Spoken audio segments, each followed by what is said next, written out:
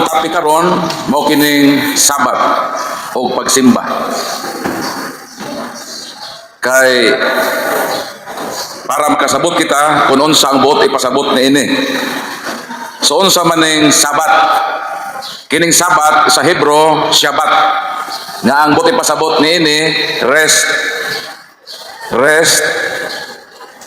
or cease. So unsa ning Sabat? Rest pahulay, cease kon hunong. So dili buot ipasabot nga pag moingon tag Shabbat, ang meaning dayon Saturday sa atong kalendaryo. Ang Shabbat meaning rest and cease. Dayon ang usa sa pagamiton sa laing tinuohan nga ilang i-connect kining gisgutang Sabat. Ang ilang gamiton nga mga bersikulo mao kining Henesis Kapitulo 2 bersikulo 1 ug 3. Mao ni ang usa sa ilang gamiton nga ilang i-emphasize nga gikinahanglan gyud ang pag-observe niining maong adlaw. Mao ning atong mabasa. Nahuman sa pagbuhat ang langit ug ang yuta ug ang tanang butang nga anaa niini. Sa ikapitong adlaw nahuman sa Dios ang tananiyang gibuhat ug bipahulay siya gikan sa tananiyang gibuhat, gipadalanginan sa Dios ang ikapitong adlaw ug gibalaan niya kini kay sa maong adlaw natapos niya ang iyang pagpamuhat ug mipahulay siya gikan sa tananiyang buhat. Kini nga bersikulo nagpahinumdom ni sa gitawag creation period. Nga sa creation, kung atong basahon ang chapter 1, dunay unang adlaw, ikaduhang adlaw, hangtod sa ikaunom nga adlaw nga pagpamuhat sa Ginoo. Pila ka adlaw ang Ginoo nagbuhat? Unom. Kay sa ikapitong adlaw, nahuman naman siya sa pagpamuhat. Di mihunong na siya o mipahulay na siya. O iyang gibalaan, gipanalanginan ang ikapitong adlaw human sa iyang paglalang sa tanan nga mga butang. Dayon moingon dayon ang mga Seventh-day Adventist nga kini kunong gitawag nga ikapitong adlaw ato na butang days no. So kining ikapitong adlaw mao to ang giingon nga ang Ginoo mipahulay o mihunong sa iyang unom ka adlaw nga pagpamuhat sa tanang butang. Dayon ang mga Sabadista miingon sila nga kining ikapitong adlaw mao kuno ni ang Saturday. Kay Saturday man ang ilang pagsimba. Tinuod ba ang ikapitong adlaw di creation Saturday sa atong kalendaryo? Ang tubag dili. Kay during creation period kining giingon nga unang adlaw hangtod sa kaunom nga adlaw sa pagpamuhat sa Ginoo, wala pa may kalendaryo niining panahon na. Wala pa may kalendaryo. So how comes na moingon kita nga kining ikapitong adlaw mauni ang Saturday sa kalendaryo? Nga wala pa may kalendaryo sa pagbuhat sa Ginoo sa kalibutan o wala ang Ginoo naghimog kalendaryo. Larohon tani. Wa gyud ang Dios nag-imbento kalendaryo. Mao nang insert kanang mga days sa Genesis, dili kana matumbok nato nga mauban na ang Saturday sa atong kalendaryo. Ngano man? Unsa may basis sa pag-ihapon kalendaryo? Ang tubag Genesis 1:14. Mao ni ang basihan sa pagtimaan og mga panahon. Kay ang kalendaryo na imbento na aron nga timan-an ang matag panghitabo sa panahon. Mao nang pagkatao nato, ako natao man ko Agosto 30. Di matiman-an kanus ako natao kaysa akong pagkatao na may existing kalendar. Di ba? Pero ni adtong panahon nga wa pay kalendaryo, wa pay existing kalendar, dili nato pwede tumbukon ng ikapitong adlaw sa creation Saturday. In the sense, wa pay kalendaryo nga nag-exist. Gets niyo akong point? Karon, giunsa man pag-imbento sa kalendaryo. Ang kalendaryo namugna sa tuyo aron sa pagtimaan sa panahon. Karon, unsa man ang basihan sa pagtimaan og pagkatuigan og panahon? Ang tubag mao ni Genesis 1:14. Mao ni atong babasa. Unya miingon na usab ang Dios, Mutungha ang mga iwag diha sa langit nga maoy magbulag sa adlaw gikan sa gabi ug magpaila sa pagsugod sa mga adlaw ug sa mga tuig ug sa mga mahinungdanong panahon. Sa ato pa ang Ginoo nagmugna og kahimanan aron nga mahimong basihanan sa pagmugna og pagtimaan sa panahon. Unsa man hayag na siya nga mag-iwag kanang atong adlaw, kanang ato makita ba? Kanos aman na gihimo sa Ginoo? Versikulo 19, kadto mao ang ikaupat nga adlaw. Sa ato pa, sa ikaupat nga adlaw sa kreasyon, dinhi paghihimo ang san. Dinhi sa unang adlaw, ikaduhang adlaw, ikatulong adlaw, wala pa nay adlaw nga nisubang. Kana mga adlaw nato na makita ba? Diha na nagihimo sa Ginoo sa ikaupat ka adlaw sa iyang paglalang. Ang pangutana, nganong Brad Paul, naghisgot naman og unang adlaw, ikaduhang adlaw, ikatulong adlaw, nga ikaupat ka adlaw paman gihimong adlaw. Be, ang tubag maone, pagsulat sa writer sa Henesis, pagsugod yun niyang sulat, Henesis 1:1, maingon man siya, sa sinugdan, gihimo sa Dios ang langit o yuta. Naghisgot man siya beginning, mao nang to accommodate sa iyang reader, kinahanglan siya motimaan asa siya mosugod. Di ba? Sa ato pa, kanang pag-ingon, unang adlaw, ikaduhang adlaw, ikatulong adlaw, that is accommodation. Kay naghisgot man siya pagsugod. Di man ka makasugod, kung wa po kay sugdan. Sama ining, nganong maabot kay kapito. Sa ato pa, na ikaunom, patras sa unang adlaw. So kining unang adlaw, ikaduhang adlaw, ikatulong adlaw, accommodated na siya. Wa gyud nag-exist nga adlaw ini nga mga adlaw nga hisgutan. Dito na sa ikaupat nga adlaw nga matod pa sa 1:14 kining adlaw nga san kanang mosidlak sa kabuntagon mauna na ang gamiton nga kahimanan sa pagtimaan sa mga tuig o sa mga panahon. Pagsubang sa adlaw, pagsalop sa adlaw sa mga Hudiyo usa na ka adlaw. Kang ilang usa ka adlaw dili 24 oras. Asa na mabasa? Juan kapitulo 11 bersikulo 9. Mingon ang atong Ginoo. Si Jesus mingon, may 12 ka takna ang usa ka adlaw dili ba? Pila ka takna o oras ang ilang usa ka adlaw? 12 ra ka oras. 12 ra ka oras ng ilang usa ka adlaw. Mo nay one day. Magsugod na sa pagsubang sa adlaw hangtod sa pagsalop. Whereas sa ato, ang ilang adlaw from sunrise to sunset. Sundown. 6 to 60 siya. So ang ila 12 oras ang usa ka adlaw gikan sa pagsubang ngadto sa pagsalop. Whereas sa ato, ang atong usa ka adlaw 24 oras. Sa mga Hudiyo, alas 6:01, for example, alas 6:01, sa ila na, Lunes na. Pero ang Lunes na to, sa alas 12:01 pa, sa human sa midnight. Di ba? So, mo na ang managlahi nga pag-ihap sa panahon, diha sa managlahi nga kalendaryo. So, mabalik ko sa atong gisgutan. So, dinhi na sa ikaupat nga adlaw, namugna ang adlaw nga mao'y magtimaan sa panahon. So dili mo takdo nga ang ikapito sa torde. Di ba? Kung atong himuong equivalent nga ibutang nato nga diha na ta magbase, dayon mo accommodate kalendaryo. So dili matakdo nga ikapito sa torde.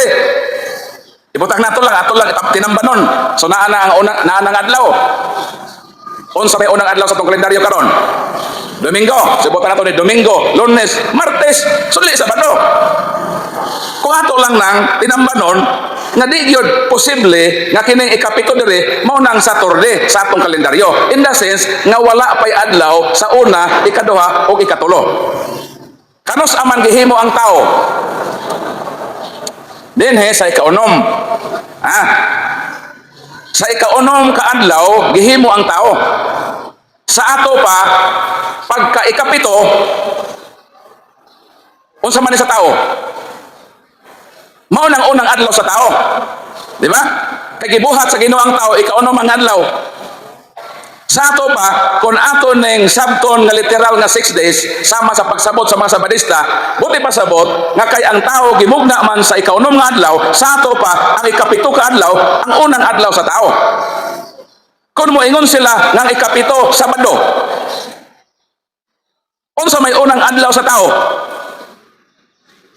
Domingo man ang atong adlaw sa kalendaryo, o ato i-accommodate sa atong kalendaryo. So mahagbong nga ang ikapitong adlaw nga ilang gituohan nga Sabado sa Dios mao na ang Domingo sa tao. Kung atong sundan ang ilang logic. So in short, dili Sabado, dili Saturday ang ikapito nga adlaw. Kay wa palagi kalendaryo na exist. Ang pangutana mao ni, kanos aman ang kalendaryo na mugna? Kani ato daghang kalendaryo. Naay gitawag Egyptian calendar. Egyptian. Naay gitawag Babylonian. So mo nang makalendaryo kanadto. Si Moises ang gituuhan sa mga scholars nga maoy nagsulat sa Genesis. Kini bang Genesis mga unang adlaw, naghimo ang Ginoo, ikaduha, ikatuloy, ikaapat, ikapito, ipahulay siya. Ang nagsuwat ana, ang gituuhan sa mga Bible scholars nga ang writer mao si Moises. Mao bitaw na gitawag nga Pentateuch, Torah sa mga Hudiyo. Ang writer ana gi-attribute na ngadto kang Moises. Grante nga si Moises ang nagsulat sa Genesis. Sa wala pa matao si Moises nga writer ining nga Genesis, niining pagsaysay ining nga account na anay existing calendar. Laruhon na to ha, sa iyang gisulat nga period of creation wala pa existing calendar. Pero sa dihang gisulat na niya kana na anay existing calendar. Nagisiyo ko poet. Ang Genesis nasulat na sumala sa mga uban nga mga scholars 1500 BC. So mao ni ang gituohan nga mao ni ang tuig more or less tuig sa pagsulat sa Genesis. Nagisulat ni Moises nga unang adlaw, ikaduhang adlaw, ikaunom nagbuhat ang Ginoo, ikapito mipahulay. So nasulat na around 1500 BC. Ang pangutana, naa na may existing calendar sa wa pa masulat ang Genesis, wa pa matao si Moises. Naa na may existing calendar. Unsa man nga kalendaryo ni? Una, Egyptian calendar. Ang Egyptian calendar walay simana. Wala sila'y 7 days, 1 week cycle. Tapos kining Egypt, diha man ni si Moises nagdako. Diha po siya na-educate sa Egypt. Pero ang problema, kay ang Egypt, wala sila'y kalendaryo nga 7 days, 1 week cycle. Ang ila, itawag nga decade. Decade. Dili week ila. Unsa man ning decade? Unsa may decade? Murag ang ilang semana na 10 ka adlaw. Ang ilang isa ka buwan 3 decades. So ang ilang 1 month is divided into 3 decades. Tag 3 katag na 10. So mao na ang sa Egyptian calendar. Unsa man kalendaryo ang nag-imbento og 7 days 1 week cycle? Ang Babylonian. Ang Babylonian pagan, do man sila makaila Ginoo. Sila ang nag-imbento og kalendaryo nga dunay 7 days 1 week cycle. So si Moises, pagsuwat niya din sa Genesis, naa na existing kalendar. So sa paghisgot niya og unang adlaw daon sa ikapito ka adlaw, dili siya pwedeng mogamit og Egyptian calendar. Kay wala may 1 week, 7 days 1 week cycle ang Egyptian calendar. So asa man siya mukuha aron nga tamdanan sa ilang pag-observe og Sabat nga ikapitong adlaw. Dinhi siya mukuha sa pagan Babylonian calendar. Mao nga nahimo nga kining iyang sinulat gi-accommodate lang dinhi sa Babylonian pagan calendar nga nag-exist sa ilang panahon. Sa ato pa kanang pagpahuhay sa mga Hudiyo, wala gyud na mo takdo dinhi sa giingon nga kanos ni pahuway ang Ginoo. Kundili gi-accommodate lang na ni Moises sa mga Hudiyo sa ilang existing kalendar nga available sa ilang panahon. In short, accommodation lang yun. Gi-accommodate ra ba sa ilang existing kalendar. Dayon, mo-accuse sila sa Katoliko nga kita kuno gikan sa mga pagano kuning atong pagtulunan. Samot na sila. Kaya ang ilang pag-observe og Sabat nga sa Torde, gi-accommodate ra pod sa pigan na kalendaryo. So meaning, accommodated na. Karon ang pangutana, kanus aman ang mga Hudiyo nag-observe o gitawag 7th day Sabbath. O sa may ilang basihan, asa man sila misugo din nga nakasangko sila ikapitong adlaw. Tubago na to na. Dinhi sa Exodus. So may kaigon din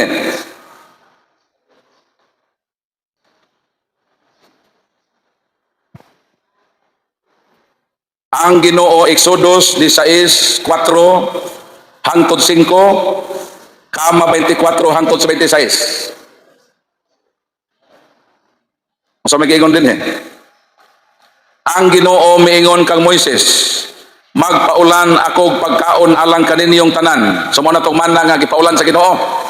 Adlaw-adlaw kinahanglan manggawas ang mga tao aron magpanigom og igo lamang niadtong adlaw. So kada adlaw magpaulan ang Ginoo og mana. Niining pagiha kasulayan ko sila aron motuman sila sa kasuguan nga akong gihatag kanila. Sa ikaunom ka adlaw kinahanglang dubliho nila ang naandan gidaghanon sa pagkaon sa nga ilang tigumon aron andamon.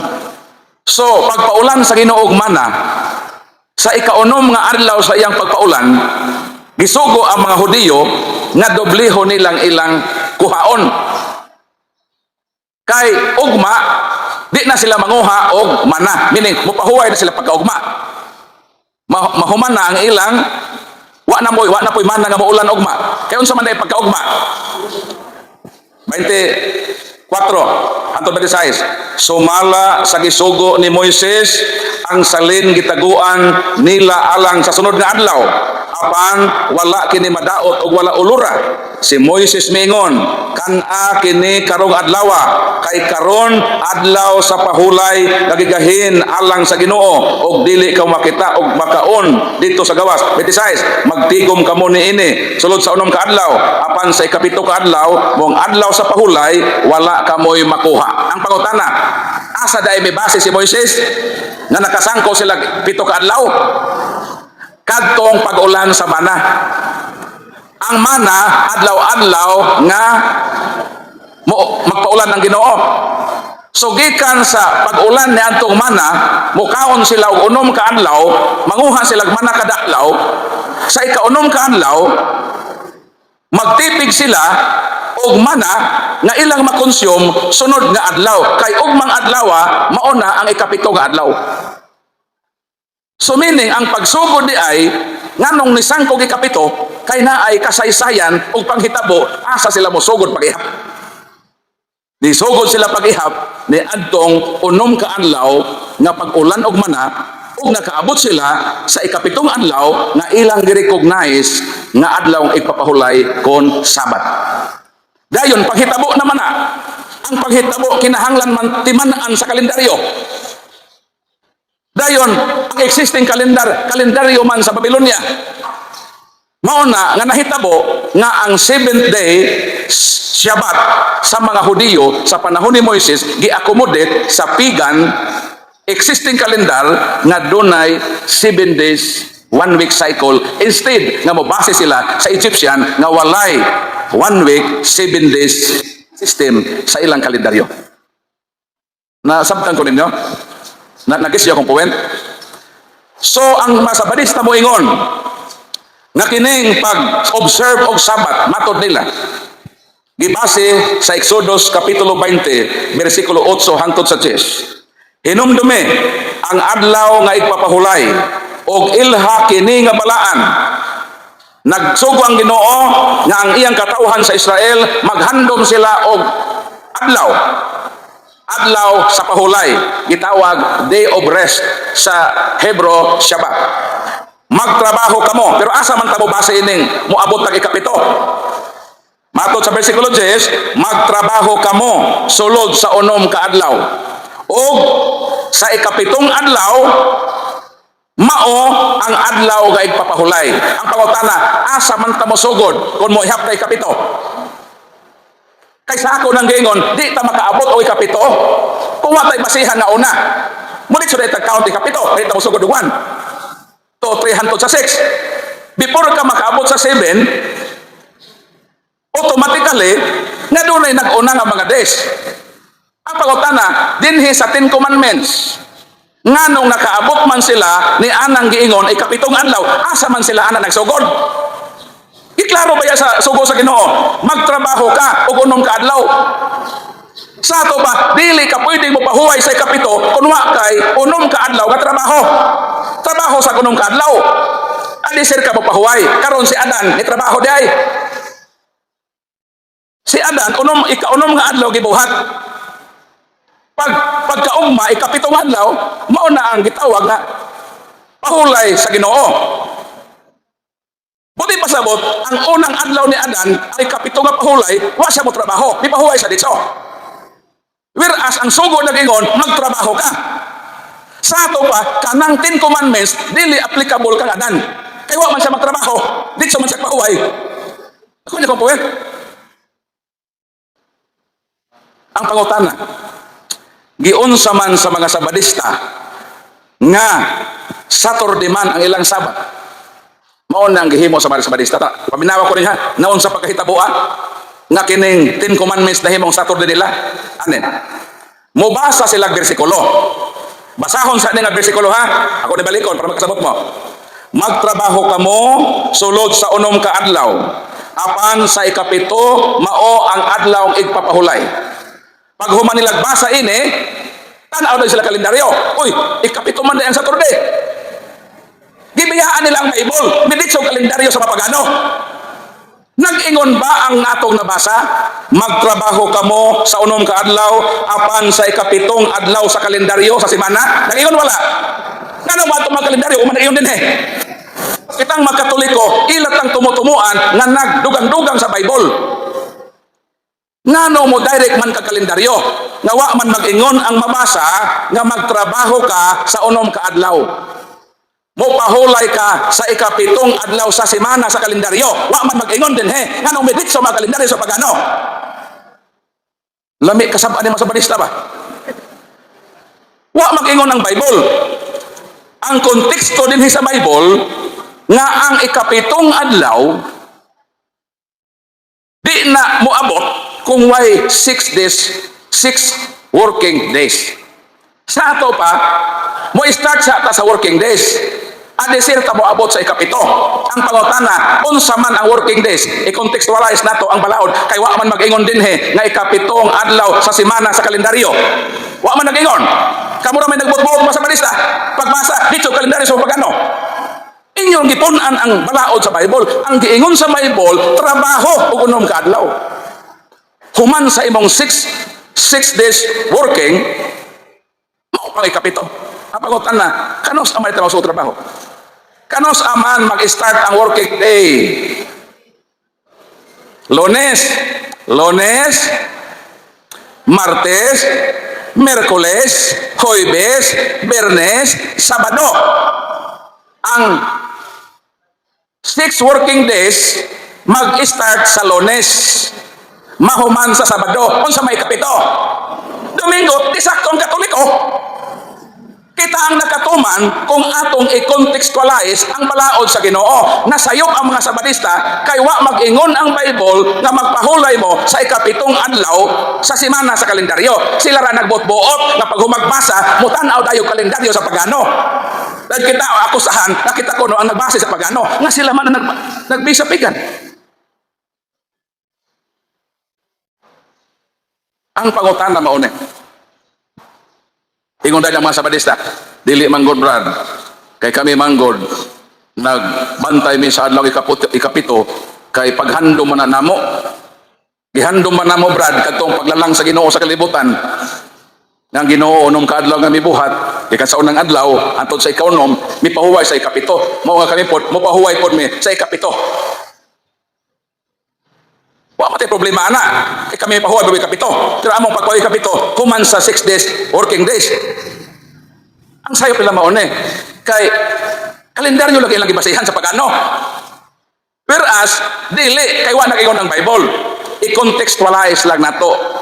Kay kining balaod sa Ginoo ni Nehemias 8:8 basahon man og sabton.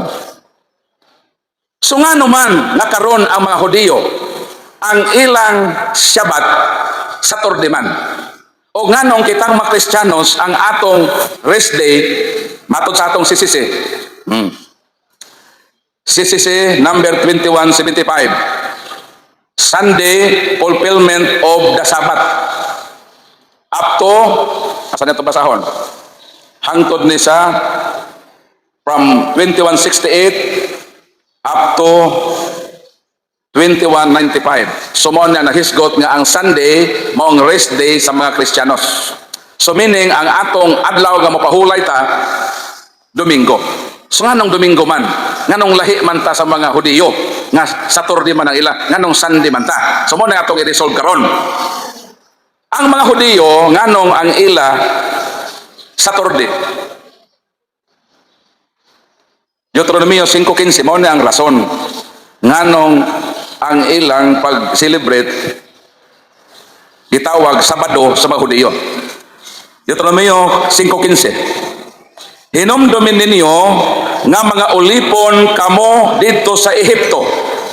Gipagawas kamo sa Ginoo nga inyong Dios pinaagi sa iyang dakong gahom.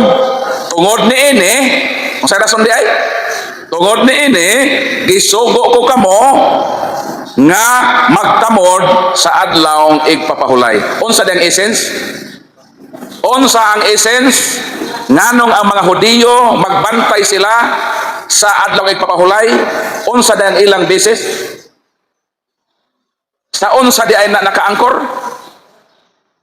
Aron hinumduman ang ilang kaluwasan sa ilang pagkahigawas gikan sa ilang pagkaulipon sa Ehipto.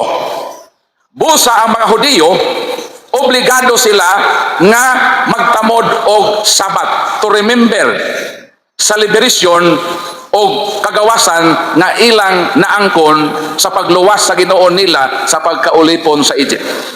Ang pangutana, mo kontra bata sa mga Hudiyo kung mag-celebrate sila og sa Saturday as remembrance sa ilang salvation? Dili. Dili gud nato sila pwede kontra ngano man. Ila man ang experience. Ila man ang kasaysayan sa kaluwasan. Dayon ang Ginoo, gusto man sa Ginoo nga ang kaluwasan hinumduman. Mao na nga ang mga Hudiyo kung atong basahon ang Deuteronomio 5:20-21 mao kini atong mabasa. Sa umaabot nga panahon, kung mangutan ang inyong mga anak, kung nganong nagsugo kanato ang Ginoo nga atong Dios sa pagtuman ni ining tanang balaod, including ang Sabat. Kung mangutana daw ang kaliwatan sa Israel, kung nganong magsabat man sila, mao ni ang rason. Ingna sila. Ulipon kami kaniadto sa hari sa Ehipto, apan giluwas kami sa Ginoo. Mo'y hinungdan nga handumon namo kini. Unsa day? Unsa day ang intensyon sa Ginoo nganong ang napulo ka sugo nalakip diha ang paghandom og Sabat or Shabbat sa mga Hudiyo? Aron di ay sa paghandom nga dili kalimtan sa ilang kaliwatan ang nangaging kasaysayan sa pagluwas kanila sa Ginoo. Di sila makalimot nga naulipon sila sa Egypt ug salamat sa Ginoo karong adlaw gihandom nato kadto mong kaluwasan mo nang sa daghang katuigan nag-rejoice sila, nag-celebrate sila ni ining maong kaluwasan. So ang essence dai sa Sabbath is to remember. Aron nga di makalimot labason og handumon sa tanan nga kapanahunan. Mo nang dili ta pwede mo again sa mga Hudiyo nga until now nag-celebrate sila sa Shabbat in remembrance sa kaluwasan sa ilang nasod gikan sa pagkaulipon ngadto sa nasod sa Ehipto. Apan kitang mga Kristiyanos kadtong Shabbat didto sa Old Testament do natoy gilandungan. Mo ning sa atong sisisi fulfillment. So din hita sa fulfillment. Gitawag kana ni San Pablo sa Colosas 2:16. hangtod 17. Nganong managlahi ang atong rest day nila. Mo magsugod na ta ini og aginod ngadto sa maong pangutana. Kolosas 12:6. Ayaw ninyo itugot nga may magsaway kaninyo mahitungod sa pagkaon. Sa Kristiyanos niya, diyan nito sa Kristiyanos sa nga panahon. Gayna ng mga Kristiyanos. Ayaw ninyo itugot nga may magsaway kaninyo mahitungod sa pagkaon o ilimnon, o mahitungod sa adlaw nga mga balaan, o sa kasaulugan sa bagong bulan, o bahin sa adlaw ipapahulay. Kining tanan landong lamang kung anino sa mga butang umaabot apan ang katumanan mao si Kristo. Sa ato pagkadto di ang Shabbat, kadto di ang rest sa Old Testament, landong lang di ay kadto sa katinuoran. Ang katumanan di ay ni ana mao si Kristo. So mong kitang mga Kristiyanos, dili ta pwedeng mo focus sa Old Testament. Kay anino raman to? Grabe ito maglakaw ka na kay anino, di ba? Mika, uy, nagsusul mo na kay anino. Kanang mabata, kanang makuyawan ng mabata na first time nakita sila kanino, madlok sila. Malisang mabata. Kanang first time sila nakita kanino, kay kung magdagan, sunod ng anino. Ang anino, dili mao ikaw. Ang anino, mao ang landong sa imong pagkaikaw. Pero ang anino, dili mao ikaw. So kadtong Shabbat sa Old Testament, anino lang to. Kinsa man ang gianinuhan ni adto, maong reality. Kinsa man? Si Kristo. Sa New Testament, naghisgot din sa Hebrew 4:1. Ingon din samtang nagpadayon ang saad sa Dios sa pagpakasulod diha sa pahulay, magmatngon kita nga walay usa kanato nga mapakyas sa pagdawat ni ining maong kapahulayan. Unsa daw? Dinhi sa Old Testament naghisgot sa pagpakasulod ngadto sa tinuod nga kapahulayan. San Pablo mingon kadto mga masukilon sa Old Testament, wala gyud sila makasulod sa tinuod nga kapahulayan. Ang pangutana, kinsa man ang tinuod nga Sabat? Kinsa man ang tinuod nga diha ta makapahulay? Kaya mga Sabadista, Sabado para ba mo pahulay? Kung kapuyon sila, maghuwat pa sila Sabado, kaya dito pa sila mapahuway. Way problema ng pahuway. Bisan karon, kapuyon mo unyang udto pa mahuway mo. Kita ang magbuot kung gusto tayong mapahuway, pero naay tinuod nga kapahuwayan. Dili ito mao ang Shabbat sa Old Testament. Unsa daw? Saad nga makasulod ta sa tinuod nga kapahulayan. Kinsa man ni siya? Basahon nato ang Old Testament prophecy. Salmo 118. O sa may kingon din 118, 20 hangtod sa 24. Kini ang ganghaan sa Ginoo. Dili ka pwede mo sulod pag way ganghaan. Di ba? Pag moyon tag mosulod sa kapahulayan, na ganghaan nga imong sudlan. Di ba? Kini ang ganghaan sa Ginoo. Ang matarong lamang ang makasulod ni ini. Pasalamatan ko ikaw kay gitubag o giluwas mo ako. Ang bato. Unsa daw? Kini ang ganghaan. Kinsa ang ganghaan? 22. Ang bato nga gisalikway sa mga magtutukod kay walay hinungdan, nahimo hinuong labing importanteng bato. Kinsa man tubagon nato sa Buhat 4:11.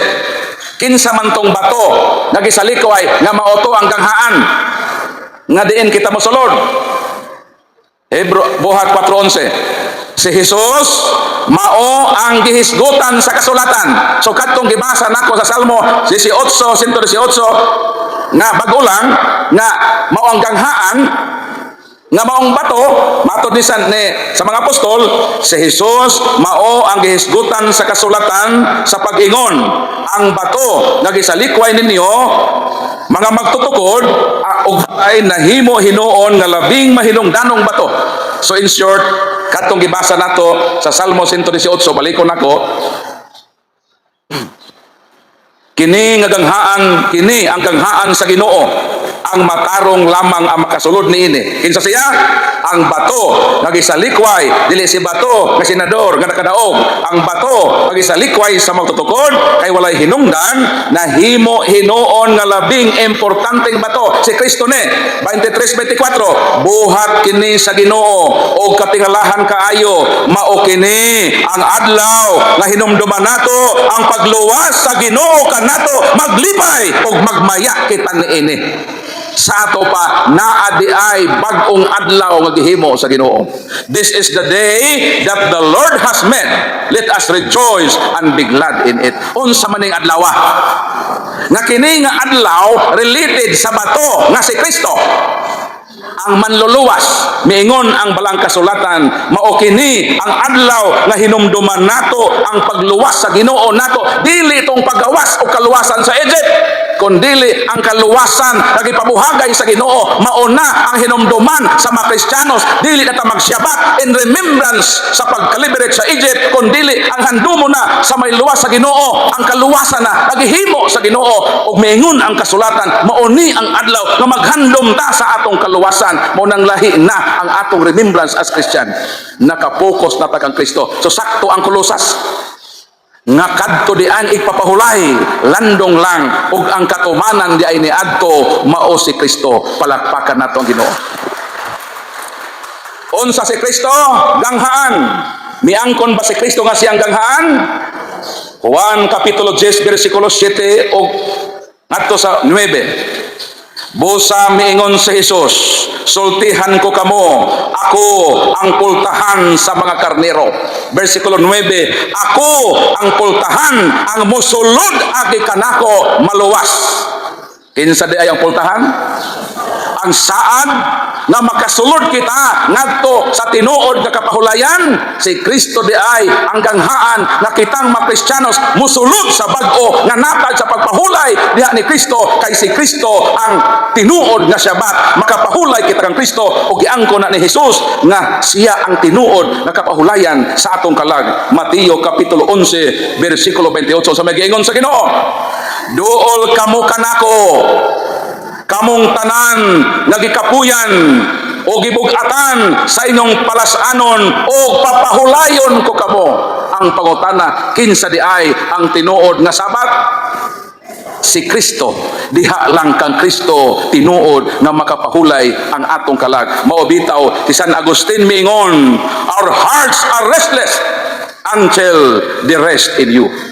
Ang atong kalag wa mahimutang nabalisa hangtod nga makabaton kita og tinuod nga kapahulayan sa pagpauraray nato diha sa dughan sa Ginoo. Salamat nga kitang mga Kristiyanos nga Katoliko miduol kang Kristo nga mao ang tinuod nga kapahulayan sa atong kalag. Dili kay mapahulay ta og sa torde nga sa mga paganong kalendaryo agihimo sa mga Sabadista, wa gyud sila makapahuway hangtod karon kay kapoy pa sila. Pero kita salamat ni anak kita sa sakramento sa Eucharistia ato nang makalawat si Kristo, makabaton kita og tinuod nga Sabat kang Kristo, kay siya lang ang tinuod nga makahatag og kapahulayan sa atong makalag ay kapuyan sa sala o problema sa kinabuhi. Munang salamat sa Ginoo ni anata sa tinuod nga Sabat. Duol kamo kanako. Pero wa gyud mangduol ang mga Sabadista. Nagpalayo sila kay dito lagi sila sa pagan Babylonian kalendar nga sa torde. Pero kita ni anata kang Kristo, salamat sa Ginoo, makapahuway na kita pinaagi sa atong pagdangop sa Ginoo sa Eucharistia. Palakpakan ta Ginoo. So sa ato pa na ay bagong adlaw. Balikon nako ang Salmo. Mao kini Salmo 118:24. Mao kini ang adlaw nga hinumduman nato ang pagluwas sa Ginoo kanato, maglipay og magmaya kita. Sa mga Hudiyo, ang ilang adlaw ang gipili sa ilang paghandom, sa ilang pagluwas, accommodated by Babylonian pagan calendar. Pero kita, sa dihang giluwas kita ni Kristo, naanay existing calendar. Mao nang kalahian sa mga celebration sa mga Old Testament. Kang ilang beses wa pay kalendaryo. Mao na nagsalimuang na sila asa i-accommodate. Wa may existing calendar ning pag unay kaduay katuloy kapito. Wa pa may tao gani ini. Wa pa maghimo ang nagbubuhat sa kalibutan og kalendaryo. Mao nang ang mga Hudiyo i-accommodate na lang sa pagan calendar. Pero lahi ning atong kaluwasan. Kay si Jesus mianhi sa kalibutan, miluwas nato na anay existing kalendar. Mo na ni gud pwede magtumo-tumo ta. Ang pangutana, unsa man ang culmination day sa atong celebration in terms of kaluwasan? Dili ta mo celebrate og Biyernes as day of remembrance sa salvation. Nga naman, ang Biyernes mao man ang pagkamatay sa Ginoo. Dili po ta mo celebrate og Saturday. Kay gilubong man ang Ginoo Tomas si Polker. Ikaw daw imong parente, gihaya. Maglipay-lipay dahi ka, mag-enjoy dahi ka. Kita ang mga Kristiyanos, kanus aman taga maglipay, mato sa Salmo. Balik pa mo Salmo. Hindi gan posible nga Biyernes, Sabado ning atong paglipay-lipay sa kaluwasan. Kay palipayon man ta sa Ginoo sa atong paghandom sa kaluwasan. Mao kini ang adlaw nga hinumduman nato. Ang essence manggod sa Shabbat is to remember. Kita, mo remember ta, dili tong salvation sa Egypt. Kaya di man ta hituhanon, Kristiyanos man ta. Ang atong hinumduman kaluwasan hanggang Kristo. Kano sa? Mao kini ang adlaw nga hinumduman nato ang pagluwas sa Ginoo kanato. Although ang pagluwas is proseso, pero ang victory day kana bang culmination ba? Dili Biyernes, dili Sabado, ngano man. Atong basa ng Bible, ngano di gud pwede na special day nga ato ni celebrate. Unang Korinto 15:14. Kung wala banhawa si Kristo, kawang lamang ang inyong pagtuo. Sa daw? Kung wala banhawa si Kristo, kawang lamang ang among giwali o kawang usab ang atong pagtuo. Ibutang ta, namatay ang Ginoo sa cross sa Biyernes. Pagkasabado, tuwa sa sepulcher. Nakabot pa ka sepulcher sa lubnganan sa Ginoo dito sa Jerusalem. Ibutang nato nga namatay sa Biyernes, gilubong sa Sabado, wa na banhaw. Unsa man mahitabo sa atong salvation? Useless. Useless na ang kamatayon na Jesus sa cross kung wala siya mabanhaw sa adlawng Domingo. Sa ato pa, asa pa dapat mo celebrate? Sa pagkamatay? Sa pag-adto sa lubnganan? O sa pagkabanhaw? Sa pagkabanhaw, mo nang sakto ang Katoliko, Domingo sa pagkabanhaw, ang atong pag-rejoice nga naman, nabanhaw ang atong manluluwas. Kandidato ka. Pwede ba di ay na ang kandidato inihapay pa mag-celebrate na sa kadaugan? Nahitabo na sa Panglaw. Nag-ihaw na siya baboy kay daog naman siya daw. Lamang man siya baboy to. Lamang. Ingon ang mataw, kagawan, daog na ka. Halapat ka na itong baboy. Lipay na sila. Napapay di barangay dito ka. Wa pa mo mag-counting. Karon kay pag total na yun sa final and official na counting, nahulog man siya. Mao nang mirise nga naman mag-celebrate lagi ho pamahuman. Mao nang sa ato sigurado gud ning ato kanu sa ata mag-celebrate ang victorious day nga although namatay ang Ginoo, nabanhaw siya. So dito ta sa pagkabanhaw, ang Domingo nga pagkabanhaw. Although ang tanang adlaw pwede man ta mo simba. Lagay tag misa sa Lunes, hangtod sa Sabado.